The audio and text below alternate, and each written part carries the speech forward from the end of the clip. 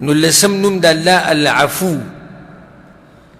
العفو دلیل بھی بسورة النساء کی دے فَإِنَّ اللَّهَ كَانَ عَفُوًا قَدِيرًا. العفو العفو دیتا صیغه د مبالغی ویلکی پا وزن د فعول چی بدی بانی علماء طالبان خپوی. مطلب دا د کثیر العفو دیر معافی کون کے ذات او دا پا دیرو معنو سر رضی العفو. جاتا یسو معنی ذکر کوما. اولنی پا دی معنی سر رضی گناہ بخل او پاغی باندی سزا نور کول او دا گناہ بالکل ختمول. عرب وی کنا وی عفت الریاح الآثار وی سلی اگا اثرات تا قدمونو اگا ختم کرو. سلی اثرات تا قدمونو سکرو ختم کرو. نو العفو اللہ غزات تے چی دا گناہونو اثرات بخی او ختمیه او بیا پا دی بند انسان لعذاب نور کئی. العفو پا معنی دا دیروالی مرازی ویسألونک ماذا ينفقون او تپوس کی دویتانا چی کم مال صدقه کی قول العفو ورطوی اغا زیادی مال کم چی زیاد تے دا اصلی حاجاتونا او دا دید خپل ضروریاتونا زیاد تے اغا دی سکی اغا دی ولگی خرچی دی کی. العفو پا معنی دا سانتیام رازی خذ العفو. اللہ پیغمبر صلی اللہ علیہ وسلم توی چی پیغمبر اسانتیا کو دا دی مخلوق سرا. دغیشان العفو پا معنی دا خیستم رازی او دا طول خبری پا اللہ کشتی. سنگا اللہ عفو دے پا معنی دا دی چی گناہون بخی او بیا دا دی گناہ غا اثراتم ختمی او بیا دا انسان پا دی باندی نرانیسی بلکہ دا ظلونو نے ہم یہ رکی. ولی پا دی یہ رکی دا دی ظلونو نم انسانانو دی ظلون نا چی دیس نے دا قیامت پورز بوتر آیدی گی نو بیا با دی دلس خجالتش. دمرا مہربان باچا دی یمحو اللہ ما یشاء و یثبت. اللہ چی سواری جو ختمی و سو چواری اغساتی. پا معنی دا سانتیا اللہ عفو دے معاملہ دا سانتیا دا دا طولا دا طولا معاملہ دا سانتیا دا. اللہ اکبر.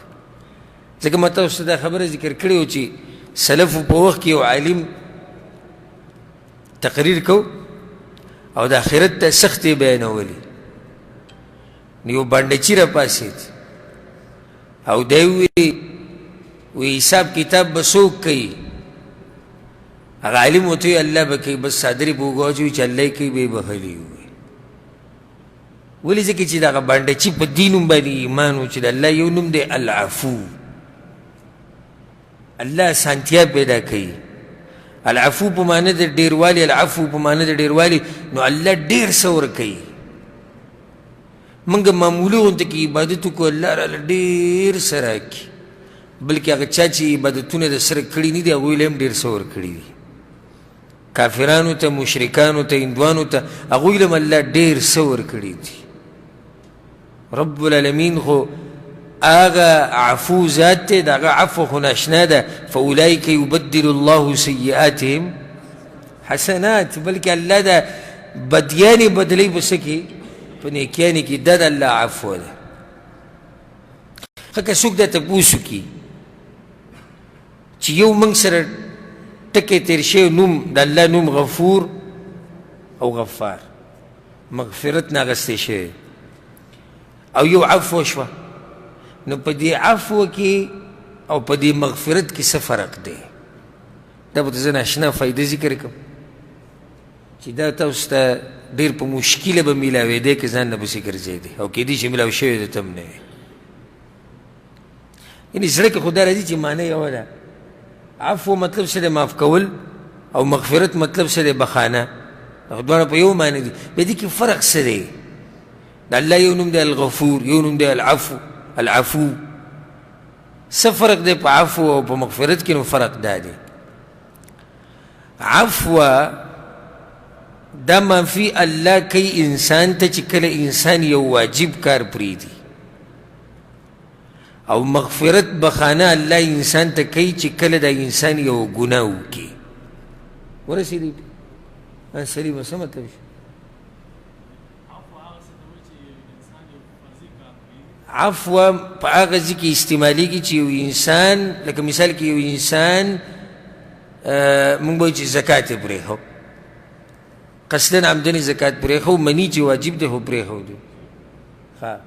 او مغفرت په هغه ځای کې استعمالېږي چې یو انسان یو ناروا کار کړی، الله ورته وایي چې مې کوه هغه کړی، نو دا پکې یو باریک فرق دی، یاد یې ساتئ.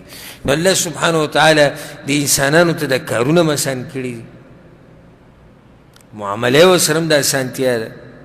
الله سبحانه وتعالی عفو دی، د خپلو نیکانو خلکو ګناهونه بخي، د خپلو ملګرو ګناهونه بخي، د هغوی غلطیانې بخي. ولقد عفا عنکم، لکه الله صحابه کرامو ته وایي چې ما تاسو ته هغه غلطي د احد د غزا هغه معاف کړه.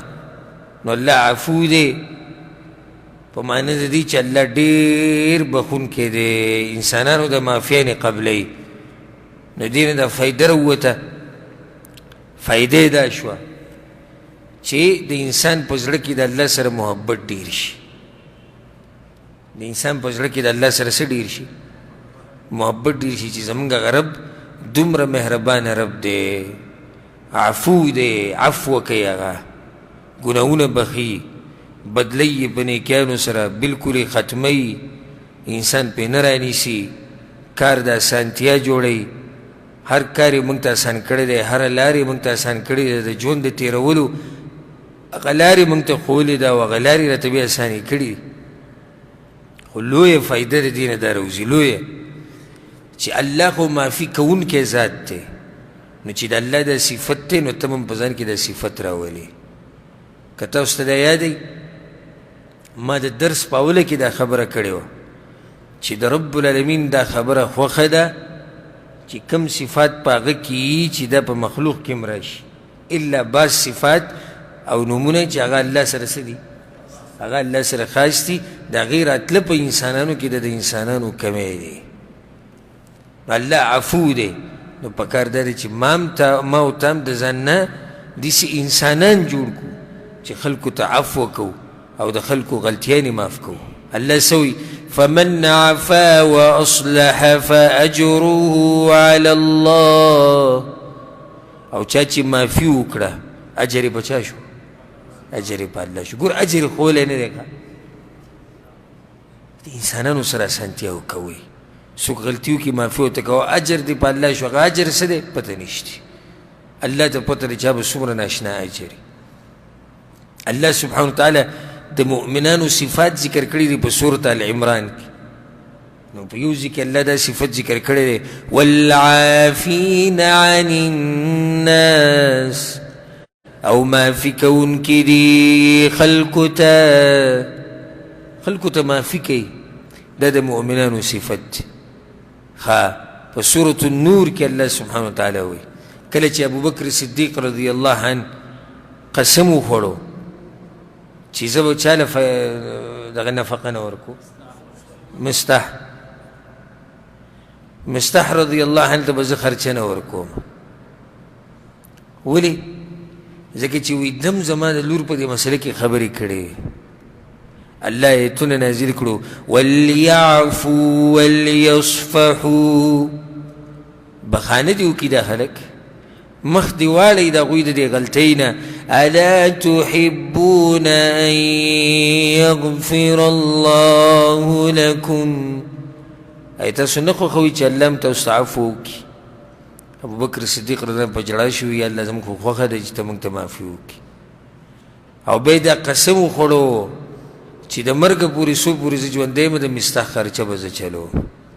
نو خرچه به بیا هغه کولی همیشه.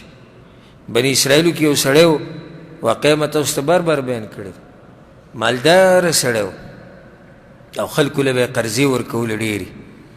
نو چې بیا به وخت او نیټه پوره شوه د خپل خادمان چې به ولېږل نو یې لاړ شئ قرضه راوړئ د پلاني او د پلاني نه که درې کړه ډېره ښه ده او که څه عذر یې پیش کړو نو پرېږدئ ورته معافې کوئ کیدای شي الله دې د لاسه ما معاف کړي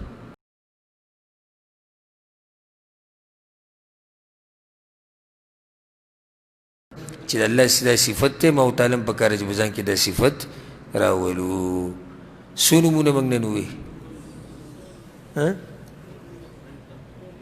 نن څو نن پنځه که څلور پنځه کم یو الجمیل القادر القدیر المقتدر العفو او ټول څو دي ټول 19 تا ته لیکلي دي تا لیکلي دي احمد شاه ویې وایه الله الرب الرحمن الرحيم الحي القيوم العلي الأعلى المتعال الكريم الودود الغفور الغفار العزيز الجميل القادر القدير المقتدر العفو ان شاء الله باقي به پر روان درسونه کې وایو الله سبحانه وتعالى دې موږ له توفیق راکړي قرآن او حدیث باندې پوهېدو هذا والله اعلم وصلى الله وسلم على نبينا محمد وعلى آله وصحبه أجمعين